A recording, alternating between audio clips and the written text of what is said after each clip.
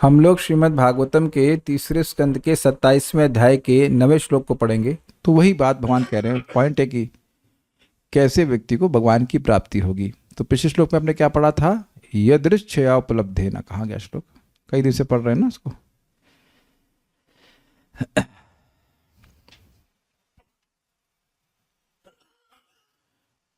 यदृच्छय उपलब्धिना संतुष्टो मिदभुग्मनि विविक्त शरण शांतो मैत्र करुण आत्मा। अब इसकी व्याख्या नहीं कर रहा हूँ, 4 दिन में तो समझ आ गया होगा। हम लोग इसके बाद देखते हैं भगवान क्या कह रहे हैं। मेरे पीछे बोलिए। सानुबंधे च देहस्मिन्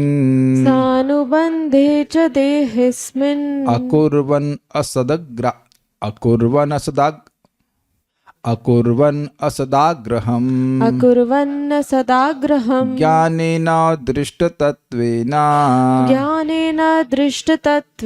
प्रकृतेः पुरुषस्य च। That's interesting. रघुनाथ दास प्रभु की बेटा आपका नाम जानते नहीं, but she is chanting Bhagavatam. That's very nice. आपका नाम डिस्प्ले करना चाहिए आपको। Very good. छोटी बच्ची है but she is also chanting. Mummy भी नहीं, पापा भी नहीं, बच्चा है। Wow, that's amazing. सानुबंधे च देहेस्मिन्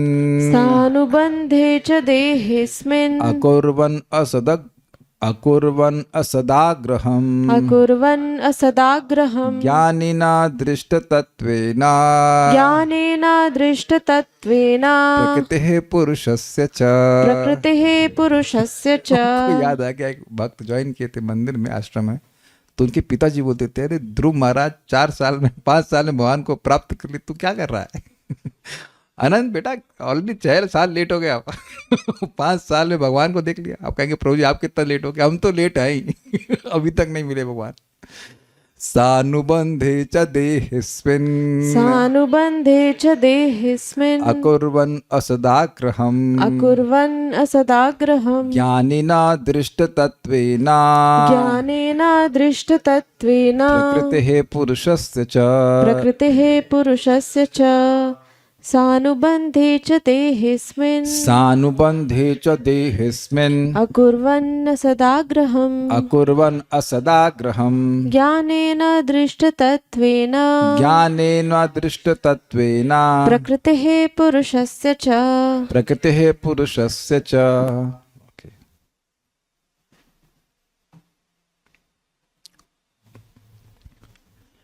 मनुष्य को आत्मा तथा पदार्थ के ज्ञान के द्वारा देखने की शक्ति बढ़ानी चाहिए, चश्मा छुड़वाना चाहिए। क्या मतलब है देखने की शक्ति? है विचार शक्ति, विवेक शक्ति को बढ़ाना चाहिए। और इसीलिए इस पिछले अध्याय में ना, प्रकृति पुरुष का विवेक, इसमें अध्याय में कंफ्यूज हो रहा हूं। पिछले अध्याय में तो शुरुआत ही हो रही है। पिछले अध्याय में बहुत डिटेल में डिस्कशन किया कि प्रकृति और पुरुष का विवेक होना चाहिए। मैं बद्ध जीव हूँ, उस तरह का पुरुष हूँ, और अविद्या रूपी प्रकृति मुझे पकड़ी है, लेकिन प्रधान रूपी प्रकृति है जो जगत की सृष्टि का कारण है, और फिर भगवान पुरुष हैं। वो सब बातें समझ में आना चाहिए। यद्यपि लोग सोच रहे हैं कि वह देख रहे हैं, लेकिन पश्यन् अपि न पश्यति, देखने के बाद भी नहीं देख पा रहे हैं। एग्जाम्पल जैसे, अब हम दूसरा प्रॉप यूज करें। ये क्या है?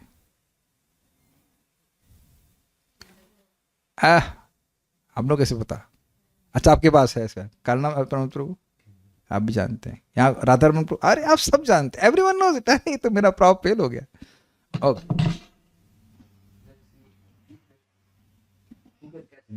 ये क्या है?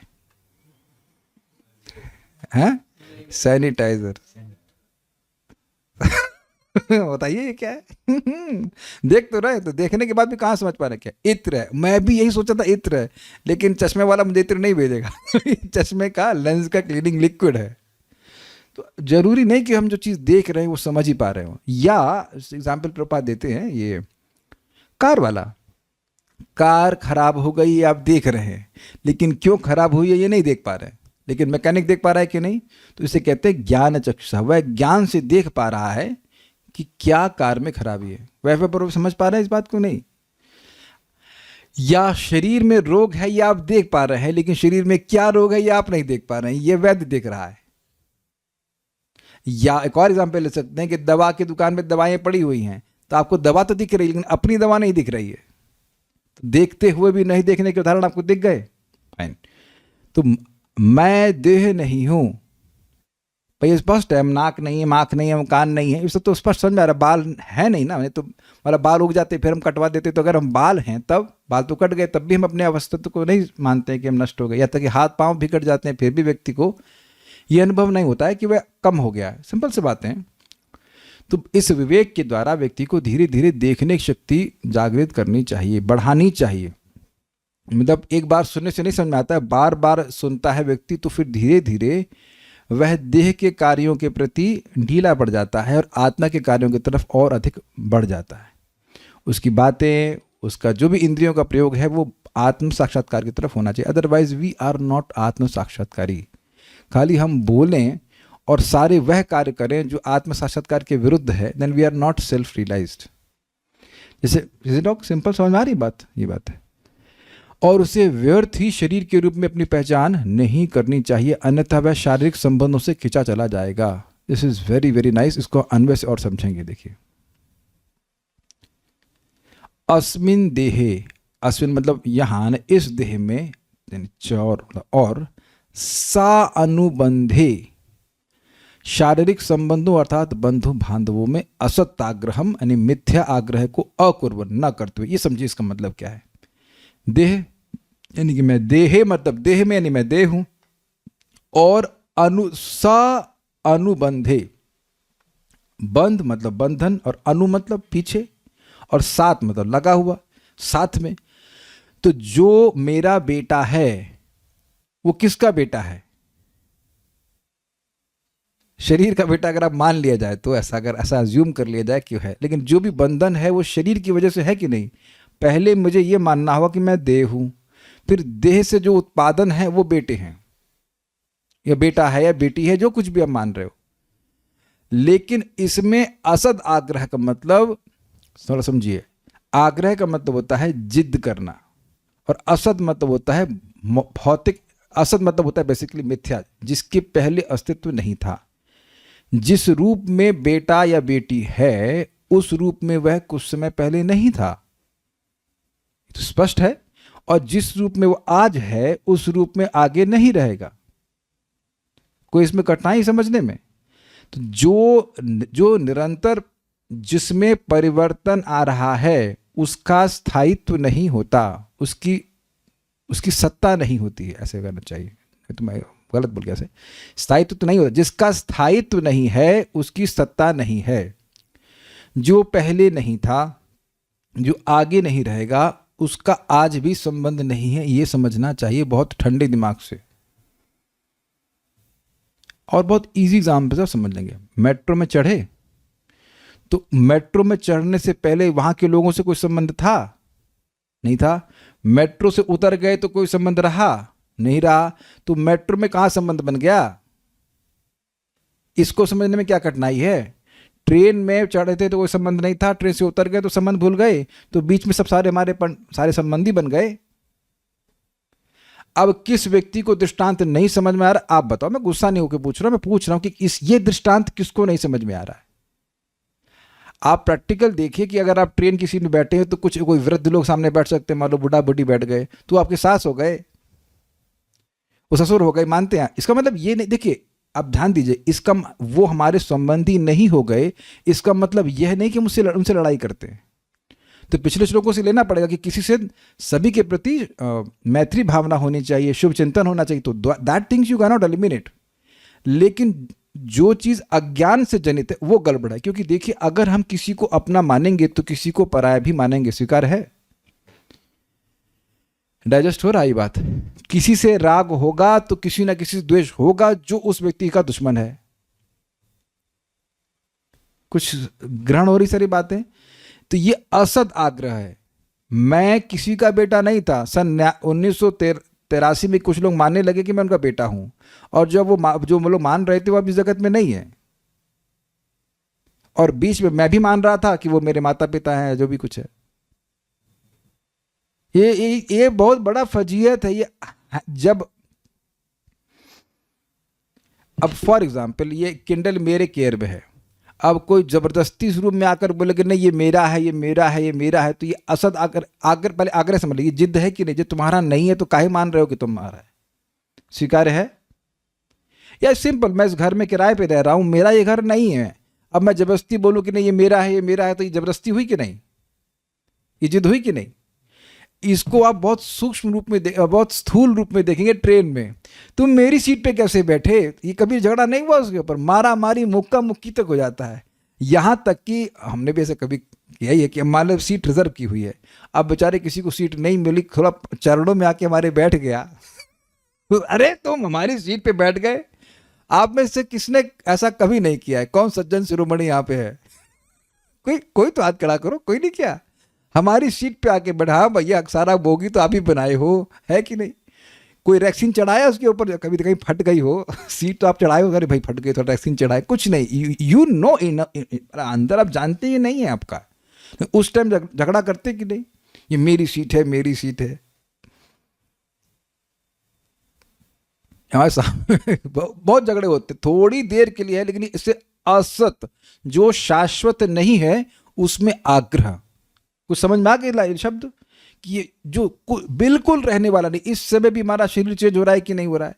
ना सतो विद्यते भावो न भावो विद्यते सतः उभयोरपि दृष्टोस्तत् त्वन् योस्तत्व दर्श भी। भगवद गीता में बोला गया, जिसका स्थायित्व नहीं उसका अस्तित्व ही नहीं है, जिसका स्थायित्व नहीं उसका अस्तित्व नहीं, जिसका स्थायित्व है उसका अस्तित्व कभी ना हुआ हो ऐसा नहीं है लैंग्वेज बहुत मजेदार है।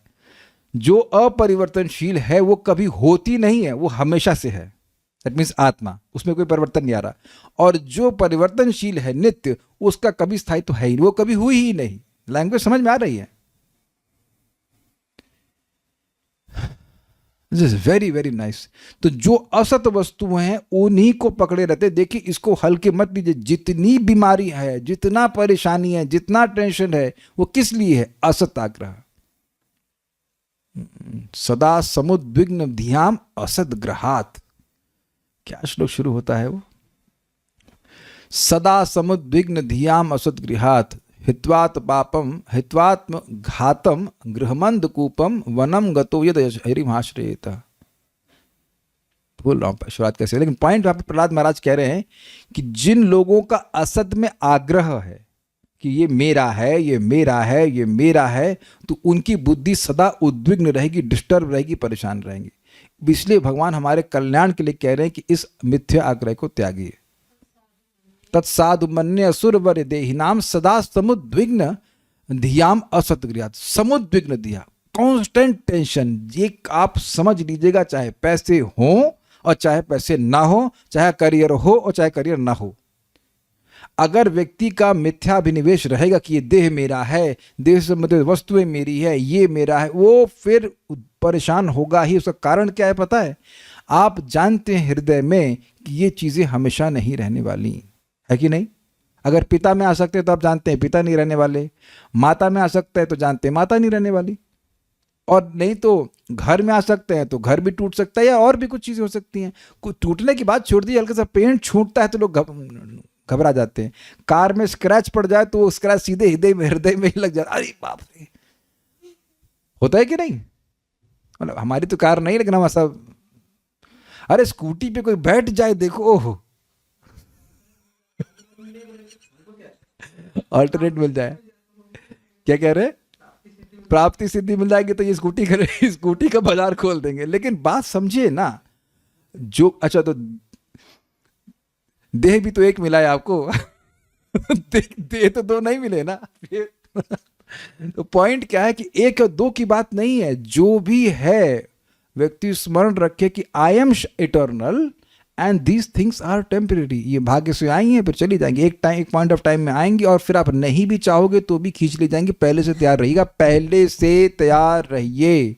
सुनाई पड़ रहा है? कान खोल करके पहले से तैयार रहिए कि जो वस्तु या व्यक्ति आपके पास आए हैं वो नहीं चाहते हुए भी आपसे दूर चले जा सकते हैं। मैं नहीं कहूँ कि चले ही जाएंगे, लेकिन जा सकते हैं without their control, they're helpless. ये बहुत अच्छा टॉपिक है, असत आग्रह अकुर्वन्, नहीं करते हुए। तो आप कहेंगे हम लोग कैसे करें, हम तो बंधन में है, तो ट्रेन में कैसे करते हैं? बड़ा सुंदर एग्जाम्पल दिया गया कि ट्रेन में आपको सेकंड क्लास का एसी बोगी है, चलो फर्स्ट क्लास का एसी बोगी है, तो बड़े आग्रह से उसको पकड़ते हैं कि नहीं हमारी बर्थ मिल गई, हमारी बर्थ मिल गई, ठीक है। लेकिन जब स्टेशन आ जाता है तो उतने ही आग्रह से छोड़ते भी हैं उसको, नहीं छोड़ते। कभी नहीं बैठे आप लोग ऐसे, चाहे स्लीपर में बैठो चाहे कि जितने आग्रह से पकड़, पहले इसको पकड़िए तो सही, आप कितने आग्रह से पकड़ रहे हैं इस बात को, सॉरी बर्थ को। हाँ सीट मिल गई, सीट मिल गई, एज इफ कि बहुत सुख मिल जाएगा।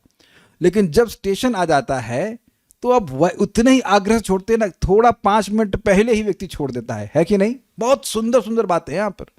तो जैसे इस देह को पकड़े हुए हैं, लेकिन जो व्यक्ति को याद है कि भाई ये देह एक साधन है, एज एन इंस्ट्रूमेंट, और उसका मैं उपयोग भगवान की सेवा के लिए कर रहा था कि भगवान के पास चले जाऊं, तो मृत्यु आने से पहले ही 5 मिनट पहले ही वो छोड़ देगा। 5 मिनट मतलब पहले ही वह छोड़ के बैठा हुआ है, इसलिए कोई दुख नहीं होता। आज तक किसी भी व्यक्ति को बताइए कि ट्रेन की सीट छोड़ने से दुख हुआ है क्या?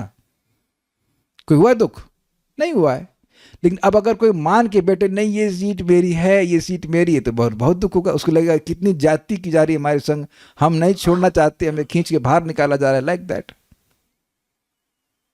इसका एग्जाम्पल आप समझेंगे। आपने देखा धरना देने वालों को, वो धरना देने वाले अपनी सीट में वहां जब बैठे हुए रोड पे, वो रोड उनकी नहीं है, सीट वही सीट है ना। लेकिन अब इतना उनका आग्रह कि हम बैठेंगे, हम धरना देंगे, कि पुलिस को पकड़ पकड़ के उठाना पड़ता है। वो पीटते भी हैं, वो लाठी भी खाते हैं। उदाहरण समझ में आ रहा है ना? अब उनसे ऐसे बोल दो कि जाके रोड पे बैठ जाओ, तो कहीं हम भिखारी हैं बैठेंगे? लेकिन आसक्ति है तो रोड पे बैठ रहे हैं। आप लोग बैठेंगे रोड पे? नहीं बैठेंगे। ये तो समझ रहे हैं। तो ये आसक्ति है जो हमको परेशान कर रही है। तो जब भगवान कह रहे हैं कि असत आग्रह को त्यागो, तो ये हमारे भले के लिए कह रहे हैं। करना क्या है आप जानते हैं, ICO, I see that things are in my care, in care of. वस्तुएं मेरे केयर में हैं और उनको भगवान की सेवा में लगाना। जो आपकी स्कूटी हो, चाहे देह हो, चाहे कुछ भी हो, वो सब कुछ है। लेकिन यह नहीं मानना कि यह मेरी है। देखिए मूल बात है, जब देह से ही अहमता समाप्त हो जाएगी तो अन्य वस्तुओं से ममता भी समाप्त हो जाएगी। और बड़ी इंटरेस्टिंग बात है, ममता होगी तो ममतास्पद की वजह से हमें दुख होगा। आप देखो कि हमारी माता जी लोग, माँ जो होती है, उनकी सहज हमसे ममता होती है। तो बुखार हमको हुआ, वो रो रही हैं। ऐसा हुआ है कभी आप लोगों के साथ? आप लोग बुखार में कभी आए नहीं? हमें अच्छे से याद है कि IIT में कुछ हो गया तो माता वाता कुछ होती नहीं, क्या होता था, चिकन पॉक्स टाइप कुछ हुआ।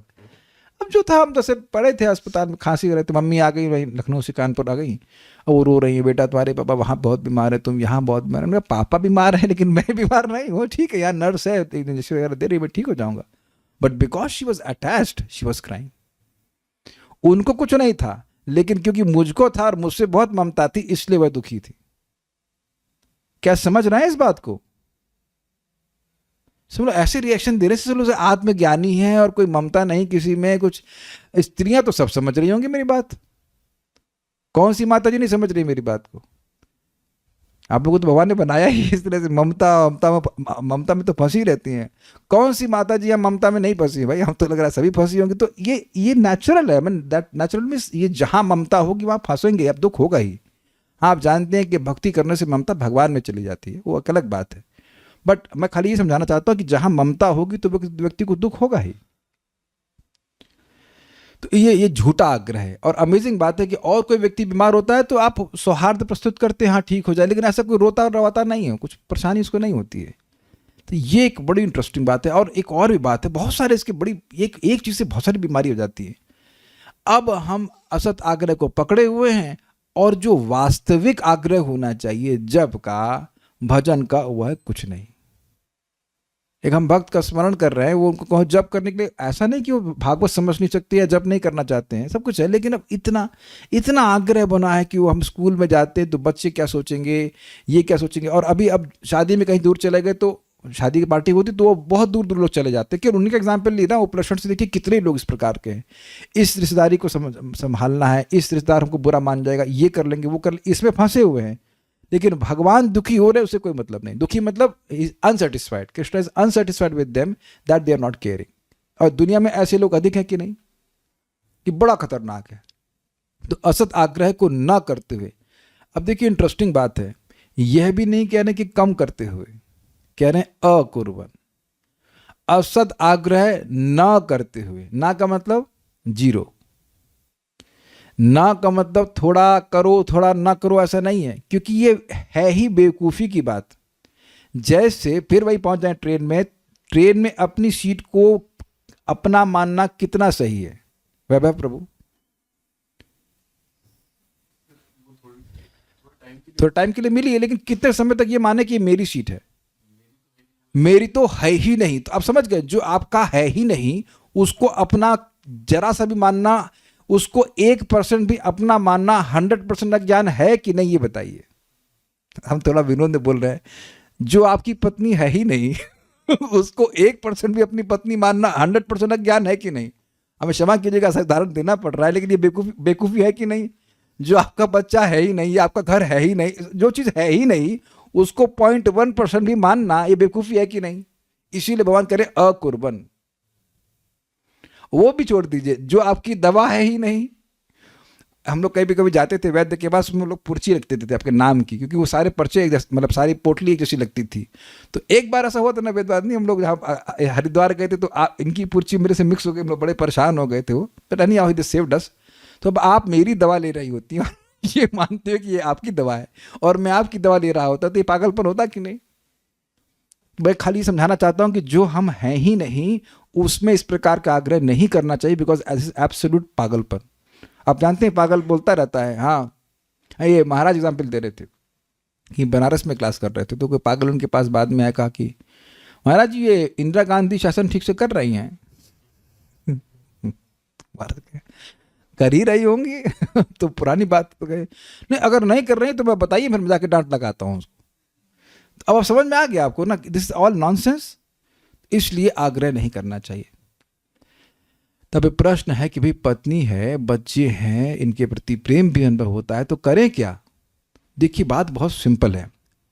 मूल है श्री कृष्ण, श्री कृष्ण के सभी अंश, मैं भी हूं, पत्नी भी है, बच्चे भी हैं, तो कृष्ण को केंद्र में रखकर देखना चाहिए। जब हम ये सोचते हैं कि ये मेरे बच्चे हैं, तो इनको किनके अनुसार चलना चाहिए बताइए? मेरे अनुसार। क्यों? मैं भगवान हूं ना। अहम ईश्वरो हम अहम भोगी, सिद्धो हम बलवान सुखी। आप में से कितने लोगों ने अनुभव किया है कि आपके पेरेंट्स ने कभी आपको फोर्स किया है वो करने के लिए जो वो सोचते थे कि आपके लिए अच्छा है? हम ये नहीं बोले कि क्या, but would you like to raise hands? हमें नहीं किया था, हमें कोई फोर्स नहीं कर पाता। आपको एम्पावरमेंट लिखा था, ठीक है, एक आध दो लोग हैं ऐसा। अब वो आपके लिए अच्छा हुआ कि नहीं हुआ वो तो आप ही जानते हैं, है ना? क्योंकि आपके लिए मतलब आत्मा के लिए तो कुछ बोले नहीं, देह के लिए कुछ बोले, और देह के लिए भी नहीं बोले, अपने लिए बोले। वो कुछ नहीं कर पाए तो आपको बोले कि आप ये कर लो बेटा, ये तैयारी कर लो, वो कर लो, तुम्हारा नाम रोशन होगा। तुम्हारा नहीं, वो अपना नाम रोशन करना चाहते हैं, हमारा लड़का वहां पे ऐसा गया वैसे करके। तो इससे क्या, ये असत आग्रह का एक्सटेंशन है। मतलब ये बच्चे मेरे हैं, इनको मैंने पैदा किया, जबकि इनको नहीं पता कि मिथ्यांकार ने पैदा किया है। बट एनीवेज इन्होंने मैंने पैदा किया, ये तो मेरे हिसाब से चलना चाहिए, है कि नहीं? ये सब असत आग्रह से होगा। और फिर क्या होगा? बच्चे आपका आग्रह तोड़ देंगे, आपके अनुसार नहीं चलेंगे। ये भी आपने किया है कि नहीं किया है कि पिताजी बोलते बोलते थक गए ना, हम ऐसा नहीं करने वाले जैसा आप चाहते हो, वोंट डू दैट। बहुत ये असत आग्रह बहुत खतरनाक है। और साथ साथ एक और बात है, इस असत आग्रह का सबसे बड़ा नुकसान ये है कि जो व्यक्ति हमारे सबसे करीब है और आनंदमय है उसको हम नहीं देख पाते। कौन? भगवान। हमारे हृदय में ही भगवान बैठे हुए हैं, जो सबसे पास में, उसको तो देखना, वो तो अनुभव करना चाहिए, देखना चाहिए, वो नहीं दिखाई पड़ते। दुराग्रहम करके है, ब्रह्मा जी बोले है ना उसको, यतसानुबंधे, वहां पे भी शब्द है, यतसानुबंधे असत देह गेहि नाम, श्लोक है 3rd अध्याय स्कंद का 9वें अध्याय में कोई श्लोक है। महाराज जो कई बार कोट किए, यतसानुबंधे असत देह गेह, सदा भूल रहा हूं उसके वाला, लेकिन यहां से शुरू होता है ना ना ना ना ना ना ना, यतसानुबंधे असत देह गेह। तो इस असत देह में निरंतर आग्रह। अच्छा एक और बात, असत मतलब देह, तो देह को असत क्यों कह रहे हैं? क्योंकि ये बहुत खराब है। अब क्यों खराब है? क्या आप डॉक्टर हो जो जानते हो? तो नहीं भाई, इस देह में जो भी डालते हैं वो खराब होकर ही बाहर निकलता है। गोविंद भोग चावल खरीद लीजिएगा और जब आप पकाएंगे तो पूरा रूम महक जाएगा, लेकिन अब आपके हमारे शरीर के अंदर जाएगा, वहां भी तो अग्नि है। बाहर की अग्नि में जब पकता है तो सब जगह खून, सब जगह खुशबू आती है, और हमारी जठराग्नि में जब वो पक जाता है, पच जाता है, तो बदबूदार हो जाता है। तो कितना शरीर खराब है, एक बात। दूसरा, इस शरीर के हर छिद्र से खराब वस्तु निकलती है। उसमें ऐसा आग्रह कितना खराब है। हारमोनियम को मानते कि मैं हारमोनियम हूं फिर भी ठीक है, घर को मानते कि मैं घर हूं फिर भी ठीक है, लेकिन देह को मान रहे जो कि अत्यंत खराब है, बदबूदार है, वह कितना सदाग्रह है। जरा विचार कीजिएगा, आप लोग ने कभी ना कभी किसी न किसी रिश्तेदार की मृत्यु जरूर देखी होगी, और आप जानते हैं कि उनके शरीर को तुरंत बर्फ में क्यों डालते हैं? क्यों पता है? क्यों? आइसक्रीम बनानी है क्या? हमने आंखों से देखा है, मेरी बोले मुंह से निकल गया था, हम बोलते रहे, नानी जी की मृत्यु हुई तो तुरंत, भाई साहब तुरंत, with in a second car खुली, नानी जी ने शरीर छोड़ा और पास में मॉर्चुरी था, उसमें हॉस्पिटल बिल्कुल पास में मीन्स लाइक 50 फीट, तो वहाँ तुरंत वहाँ से जो भी क्या बोलते कॉफिन हुआ है जो भी है उसको लेके आते उसमें रखे, और बर्फ, तुरंत चिंता हो रही कि रात के 1:30 बजे से पहले बर्फ लाओ बर्फ लाओ बर्फ लाओ, क्योंकि शरीर सड़ जाएगा, है ना। आज रात तो आप लोग सोएंगे नहीं, है ना। आज तो रात का 1:30 बजेगा नहीं, है ना। कितने लोग चिंता कर रहे हैं कि हम अपने शरीर के लिए बर्फ लाए। हु अबे सुना प्रभु, आर यू वरिड कि देह के लिए बर्फ चाहिए, तो सोचिए कितना ज्यादा देह डिपेंडेंट है आत्मा में। वैभव प्रभु समझ में आ रहा है कुछ बात आपको? आत्मा जो कि बहुत छोटा है, उसकी वजह से देह टिका हुआ है, स्वस्थ है, बदबू उतनी नहीं आ रही है जितनी कि आत्मा के चले जाने के बाद आएगी। आपको ये पता है इस बात है?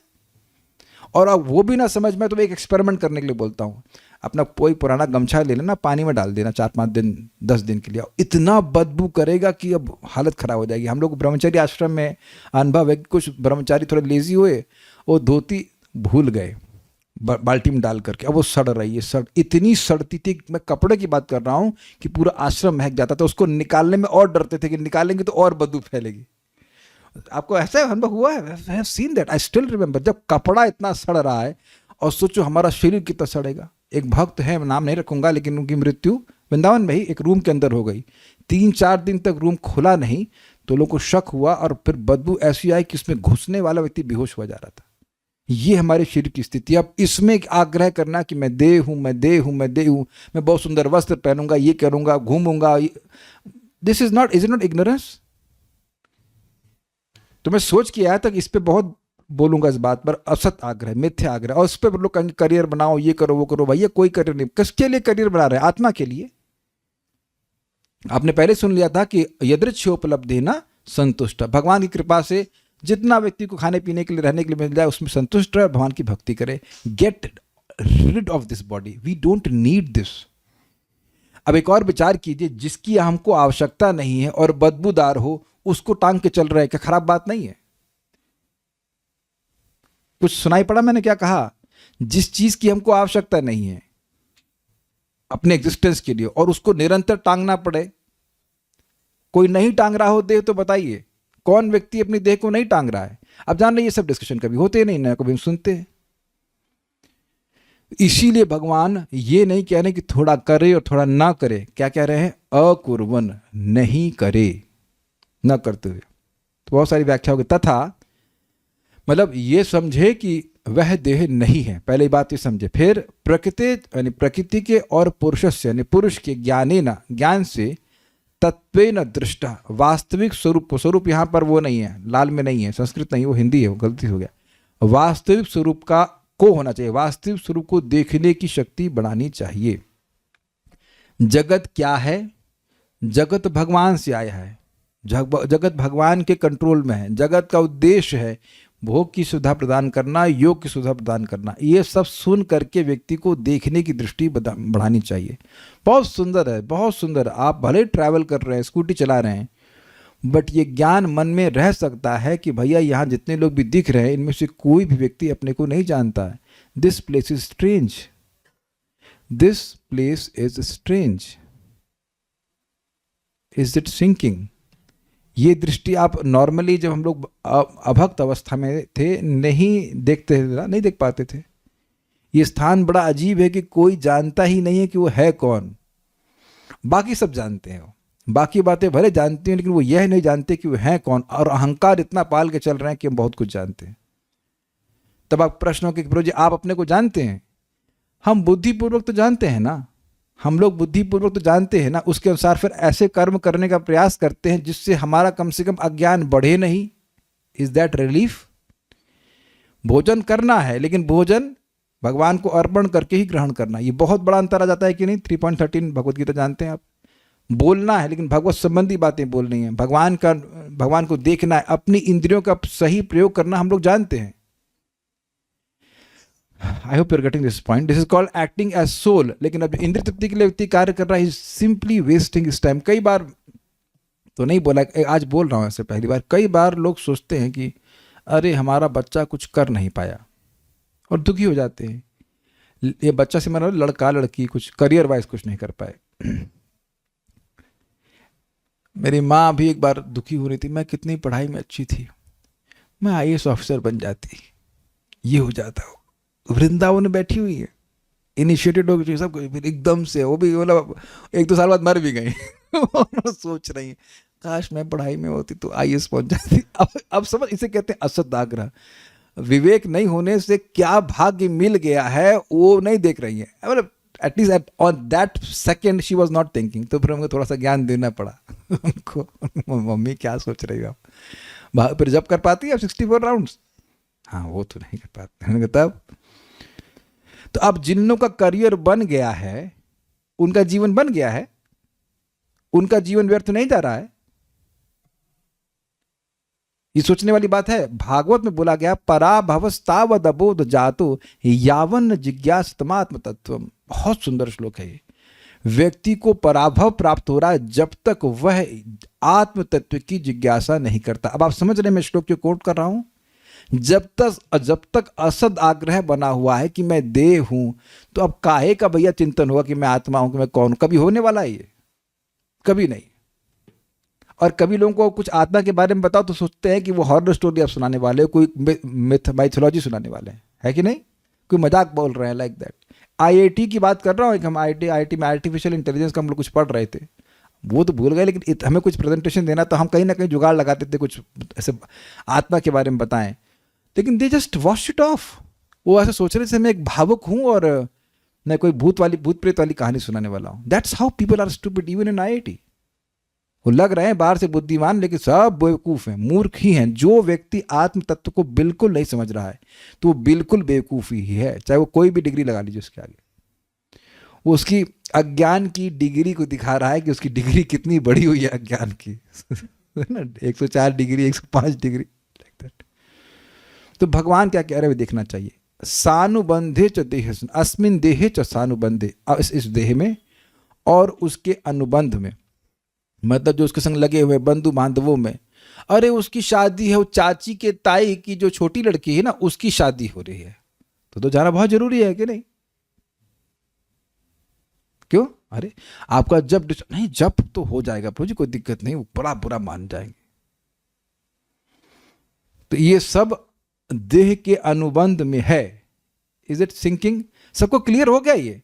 अगली बार जब ये करना तो ये श्लोक जरूर रख लेना कि जो कर रहे हैं ये टोटल अज्ञान की वजह से कर रहे हैं।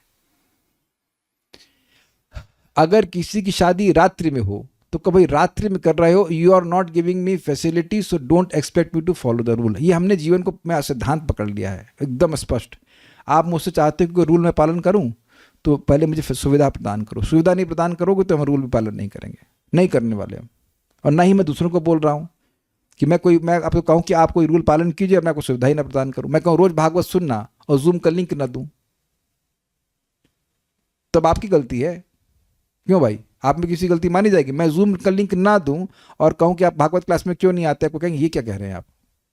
लिंक दिया है, सब कुछ दिया, वाईफाई का कनेक्शन था ना, पेमेंट करूंगा मैं, तो सब कुछ दे दिया, हमने लिंक दे दिया, भगवान ने उधर से आपको इंटरनेट का लिंक दे दिया। अब नहीं आए तो आपका रिस्पॉन्सिबिलिटी, हमारी रिस्पॉन्सिबिलिटी थोड़ी ना है। आई hope you getting this point. तो अगर कोई आपको फॉर एग्जाम्पल ले रहा हूँ, शादी के लिए बुला रहा है, आपको रात में जाना पड़े, भैया हाथ जोड़ लो, हम शादी की बात, आपको गिफ्ट दे रहा है ना, आ जाएंगे, वैसे भी हम नहीं खाएंगे तो पैसा बचेगा आपका, आप रात में बुलाओगे तो हम नहीं आने वाले। अब जो भी हो, इज दैट ओके? मुझे पता है कि कोई नहीं मानेगा मेरी बात लेकिन हम तो करते हैं। और सा लाइफ गोज ऑन भैया, हम आज मर जाएंगे, कौन रुक रहा है हमारे लिए? कौन रुक रहा है? ना मैं किसी के लिए रुक रहा हूं, ना कोई मेरे लिए रुक रहा है। It doesn't mean that we are heartless, but we are not stupid. सबसे इंपॉर्टेंट है मेरा आत्म साक्षात्कार। अब मैं बार बार रिपीट कर रहा हूं कि हो सकता है कि आज आखिरी क्लास हो, अगली क्लास में अगले जन्म में दूं, क्वाइट पॉसिबल। और आप भी अगले जन्म में भागवतम शुरू कर सकते हैं। ये सब बातें हमारे काउंसलिंग से आ जाती हैं। आ रही हैं कि नहीं आ रही हैं? आप लोगों को नहीं पता, हमको समझ में आता कैसे लोगों का देह का अनुभव। प्रभु जी वहां शादी में नहीं जाएंगे तो बहुत दिक्कत हो जाएगी। क्या दूल्हा ढूंढने जा रहे हैं या दुल्हन ढूंढने जा रहे हैं? What are you going for?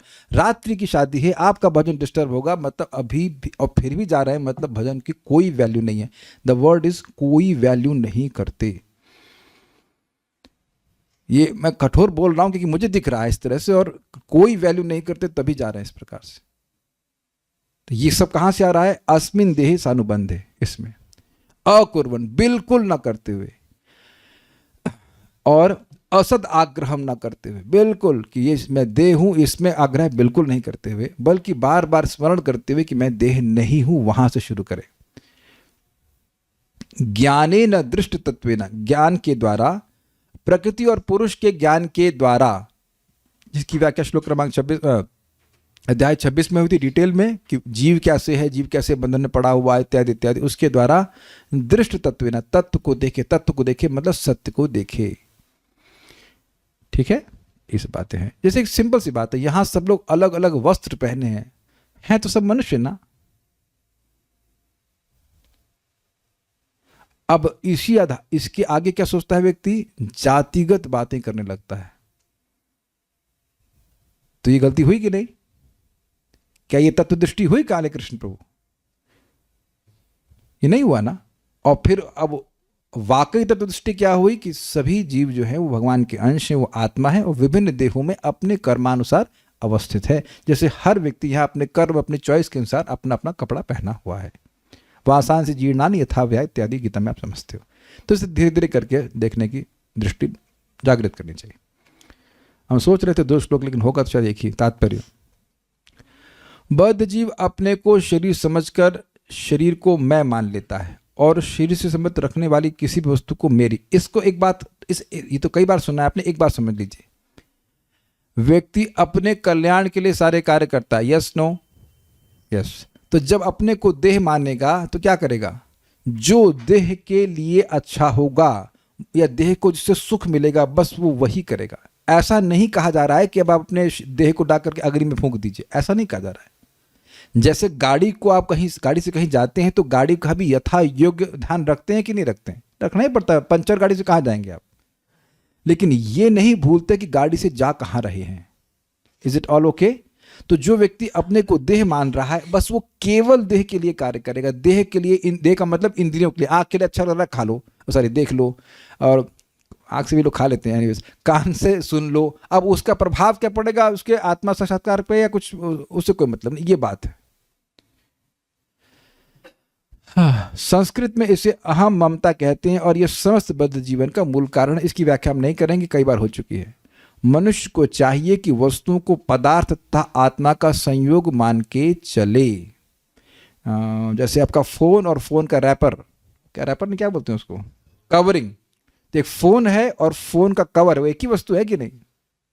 वैभव प्रभु नहीं, तो समझ गए। Cover is different and phone is different. Prasadam अंदर रखा है, उसका को डब्बे में आता है, तो डब्बा और प्रसादम एक ही वस्तु है। तो अब कोई मानने लगे कि डब्बा और प्रसाद एक ही वस्तु है, तो अज्ञान में है कि नहीं? तो ये जो कवर है, इससे मैं अलग हूं, ये बात है। तो समझे कि व्यक्ति इस जगत पे जो कोई भी शरीर दिख रहा है, कोई भी प्राणी दिख रहा है, तो उसमें आत्मा है और उसका शरीर है। ये बात समझना चाहिए। और it has to be reminded again and again, क्योंकि अज्ञान वे फिर से ढकने का प्रयास करता है। जैसे मैं ही ये बात क्लास समाप्त करूंगा, जो कि होने वाली है, अब फिर कोई बात हो सकती है किसी के भी द्वारा जो देह पे आधारित हो। आप इस बात को समझिए। आप वो प्रश्न कर सकते हैं कि हम यहाँ सुनते हैं तो कुछ ज्ञान होता है, फिर ज्ञान गायब क्यों हो जाता है? तो देखिए, जब हम कुछ भगवान के बारे में बोल रहे थे तो कुछ ज्ञान हुआ, अग्रीड। अब जब भगवान से इतर वार्ता करेंगे तो क्या होगा? अज्ञान। क्या ये क्लियर हो रहा है? शीशे की तरह हम क्या बोलते हैं उसका सीधा प्रभाव हमारे चेतना पर होता है। अगर भगवत संबंधी बात करेंगे तो ये और प्रकट होता चला जाएगा कि मैं देह नहीं हूँ, मैं आत्मा हूँ। और अब दुनिया की बात करेंगे, इतना नुकसान होगा, ये हो गया वो गया, नॉर्मल व्यवहार की बात बहुत बढ़ा देंगे तो स्वाभाविक सी बात रहेगी मैं देह हूँ, फिर भय और चलेगा ये। तो देखना चाहिए कि आत्मा और पदार्थ का संयोग है और ये बिल्कुल पृथक पृथक वस्तुएं हैं, आत्मा और पदार्थ। उसे पदार्थ की प्रकृति तथा आत्मा की प्रकृति में अंतर करना चाहिए। पदार्थ की प्रकृति क्या है? नित्य परिवर्तनशील, नित्य परिवर्तनशील, जड़, वेरी गुड, जड़ है, अनकॉन्शियस है, नित्य परिवर्तनशील है। जड़ वस्तु मुझे सुख नहीं दे सकती है, मैं शाश्वत हूं। आप कहेंगे भाई इसमें प्रैक्टिकल वे में क्या करेंगे? अरे किसी ने 400-500 रुपये चुरा ली तो उसके पे छुरा मत लेके भागिए, टाइम मत वेस्ट कीजिए, देर में चैंटिंग कर लीजिए। मैं छुरा से मेरा कहने का अभिप्राय है कि इतना ज़्यादा उसमें अभिनिविष्ट मत होइए। आपका पैसा था भी नहीं था, पैसा था वो जाना था तो चला गया, अब उसमें इतना अभिनिविष्ट मत होइए, अभिनिविष्ट मत होइए। क्या कहते हैं उसको? पेनी वाइज पाउंड फुलिश। 2 रुपए को बचाएंगे और 100 रुपए खर्च कर देंगे। We waste damn so much time on these things, so much time. हम देखिए नाम रख कर नहीं बता सकते, ना ही मुझे बताने की जरूरत है कि हम सिद्धांत बता रहे हैं, लेकिन क्या आप ऐसा होता हुआ नहीं देख रहे हैं? इसने हमसे ये कह दिया, उसने हमसे ये कहता है, ये हमसे प्रेम नहीं कर रहा, ये हमको ऐसे बोल दिया, हमको वैसे बोल दिया। उसमें जो आपसे वाकई प्रेम करते हैं भगवान, उधर ध्यान ही नहीं जा रहा है, नहीं जा रहा ना। तो देखना चाहिए कि मेरी प्रकृति क्या है और पदार्थ की प्रकृति क्या है, and then hear again and again, and सुना, फिर पढ़िए, फिर सुनिए। इंद्रियां संयमित करने से फिर धीरे धीरे बात हमको समझ में आती है कि हम पदार्थ नहीं है। My needs are not, absolutely not from the body. मेरी आवश्यकता, आत्मा की आवश्यकता देह से है ही नहीं। अब मैं ठीक है, मैं बंधन में पड़ा हुआ हूं तो मुझे शरीर का भी ध्यान रखना पड़ता है, दैट्स ऑल राइट, लेकिन शरीर का ध्यान भगवान के संबंध से अलग नहीं रखना चाहिए। भूख लग रही है, चलो अच्छा संतुष्टि चाहिए इंद्रियों को, प्रसाद पा लीजिए, अच्छा प्रसाद पा लीजिए, ठीक है, लेकिन प्रसाद ही पाइए, क्योंकि अंदर जाकर के वह हमारे अज्ञान को नष्ट करेगा। ये बहुत सिंपल और बहुत ही गुह्य बात है।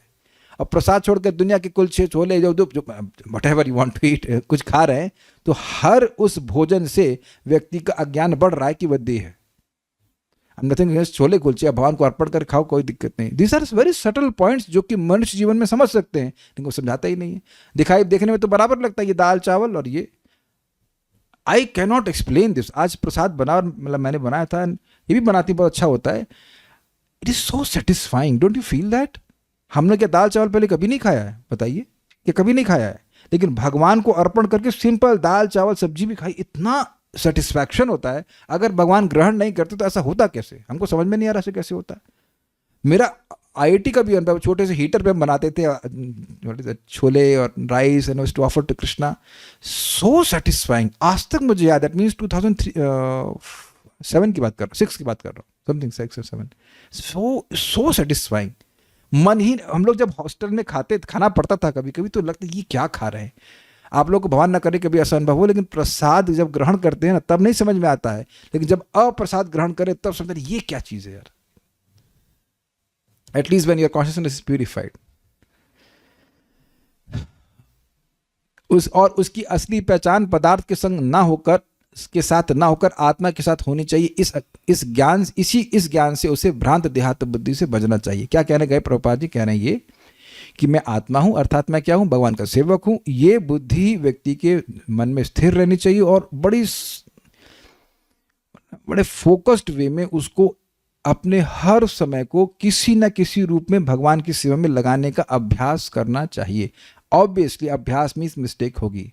अब मैं कहूँ कि आपको हारमोनियम बजाना आता है, तो मैं कहूँ आपसे मत जब हारमोनियम का प्रयास की तो एक ही दिन में आप सारा सुर निकाल लेंगे, तो आप जान रहे हैं अभ्यास करेंगे तो गलती होती है। आप भी तो म्यूजिक सीख रहे हो, तो पहले दिन में सब कुछ एक्सपर्ट हो जाते हैं नहीं, लेकिन आपका गोल होता है कि मैं एक्सपर्ट रूप से बनाऊँ। तो आर एक्सपर्टाइज इज कि हमारा एक भी क्षण भगवान की सेवा से इतर नहीं जाए, अलग नहीं जाए। Then we will be fully self realised.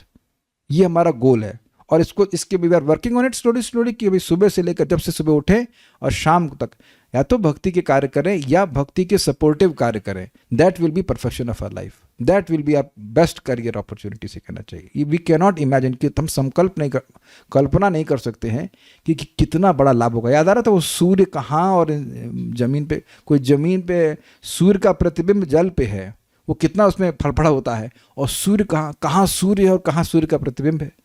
इसी प्रकार से कोई व्यक्ति आध्यात्मिक कार्य कर रहा है और कोई व्यक्ति भौतिक कार्य कर रहा है, उसमें जमीन और आसमान का, रियली जमीन आसमान का अंतर हो जा रहा है। और ये देखने की दृष्टि डेवलप होती है शास्त्र से। नहीं तो एकदम भक्ति के कार्य पागल पने वाले लगेंगे। क्या करना है, सुबह उठते ही सब लोग हरे कृष्ण हरे कृष्ण कृष्ण कृष्ण हरे हरे। हमको अब बताओ कितनी मजेदार बात है। लेक्चर तो समाप्त हो गया इसका। हम लोग कल सुबह आएंगे और सबका ऑडियो ऑफ रहेगा और सब लोग ऐसे।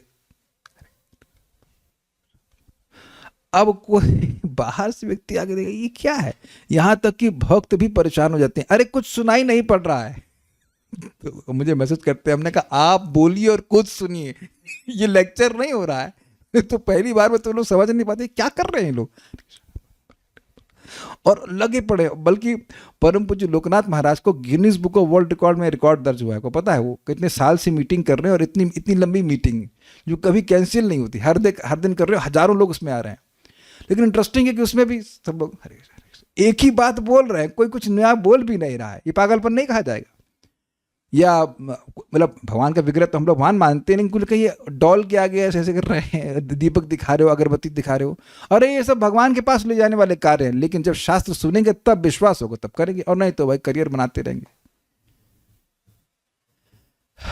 एक बात आप जरूर बोल के क्लोज करूंगा। देखिए, यद्यपि हम यहाँ सुन रहे हैं तो ऐसा नहीं कि तुरंत ज्ञान प्रकाशित हो जाता है, बट कम से कम थोड़ी तो बुद्धि खुलती है कि सुबह करना क्या है। और नहीं तो शाम अगर बिता दिया भौतिकतावादी कार्यों में, तो फिर सुबह तो फिर क्या कहते हैं, गई भैंस पानी में, मतलब पानी से बाहर नहीं आने वाली है। तो कम से कम इतना विज्ञान रहना चाहिए। हम यहाँ रुकेंगे, कोई प्रश्न किसी बात का है तो मैं देख लेता हूँ।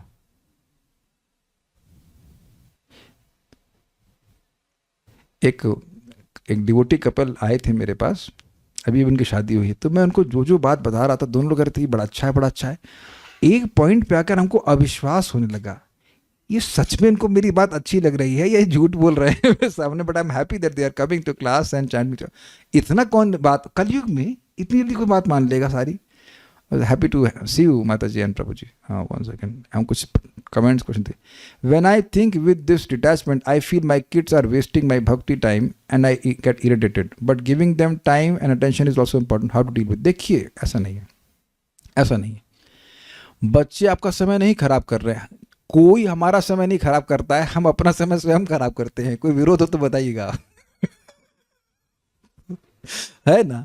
तो बच्चों को, जब आपके बच्चे आपसे कोई टाइम मांगे तो आप उनको कुछ भगवान के बारे में बताइए। मैं इसका इसलिए विरोध करूंगा क्योंकि वो तो मेरा बच्चा था भी नहीं, मतलब मेरा तो कोई बच्चा हुआ नहीं। हम बोल रहे हैं कि क्या नाम का, नंद कुमार, सनक सरानपुर का लड़का, it was just so small. मैं भी ख्याल से इनसे भी बहुत छोटा, इतना ही होगा, छोटा बच्चा बिल्कुल।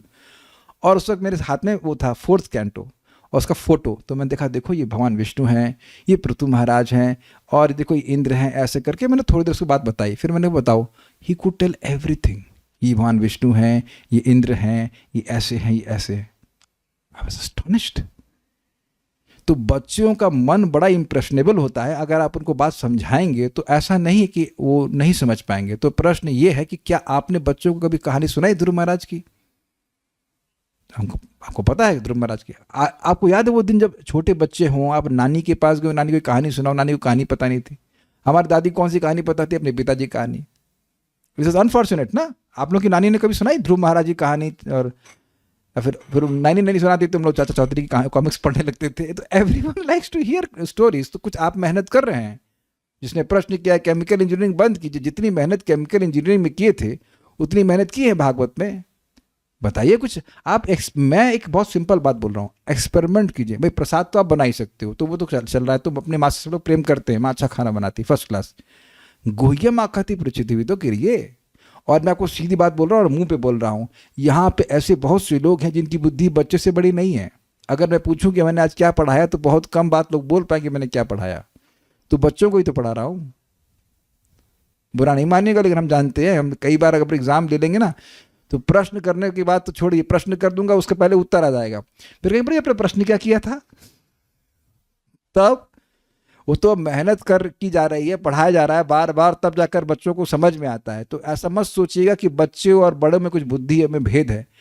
Is that okay? जैसे अब आपने बचपन से हिंदी पढ़ना सीखा, अब मैं आपको तेलुगु पढ़ना सिखाऊं, निशा माता जी, हम सब लोगों को तेलुगु पढ़ना सिखाएं, ये हमारे करना मित्र हो, तो बच्चे की तरह सीखेंगे कि नहीं सीखेंगे?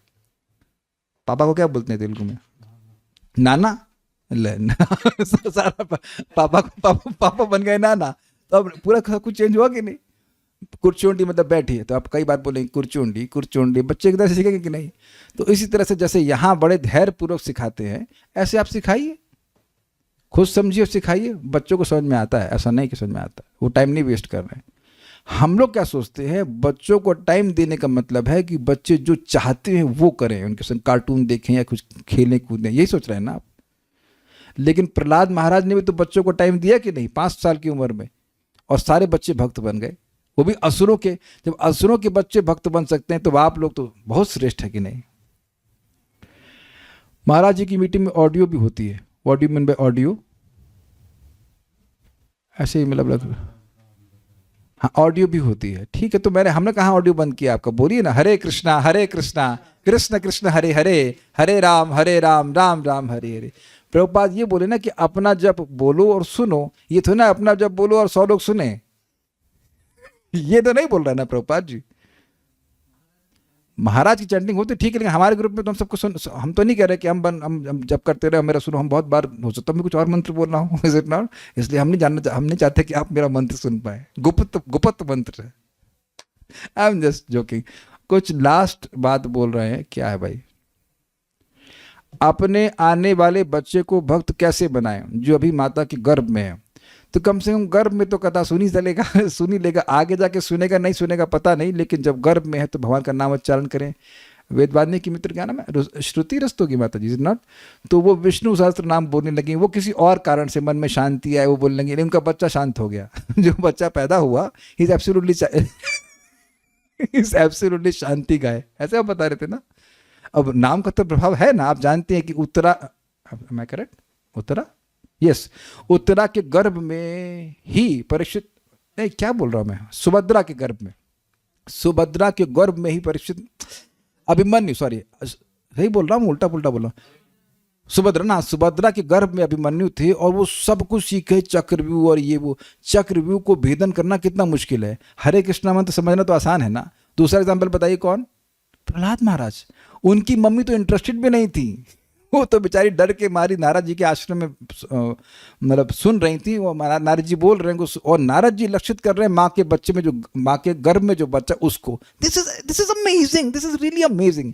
आप कहो कि जो बच्चे गर्भ के बाहर आ गए वो नहीं समझ पा रहे हैं, और जो बच्चे गर्भ के अंदर, उन्हें कौन सी लैंग्वेज समझ में आती है? कुछ समझ में आ रहा है आपको Vaibhav Prabhu? Is it not astonishing? माँ के गर्भ में तो बच्चा का ग भी नहीं जानता है, और उसको भी भागवत सुनेगी, और पैदा हुए रेडीमेड भागवत के रूप में, महाभागवत के रूप में।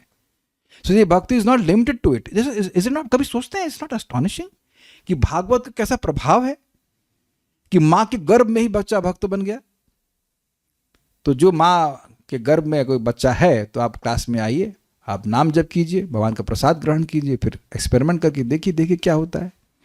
ये बहुत बड़ी बात है, ये बहुत प्रभावशाली चीज़ है, प्रसिद्ध बात है। गौरांग प्रभु बताते हैं कि उनकी माँ कुछ विष्णु सहस्त्र नाम और रामायण आदि पढ़ती थी। देखिए कितने प्रतापी बच्चे उनके लड़के पैदा हुए, like that. So I think it's all done, will stop here. आगे देखेंगे, उसके कल वाले श्लोक को हम कल देखते हैं। श्रीमद् भागवतम की जय, श्रील प्रभुपाद की जय, निताई गौर प्रेमानंदे। एक छोटा सा प्रश्न करना था मुझे क्लास के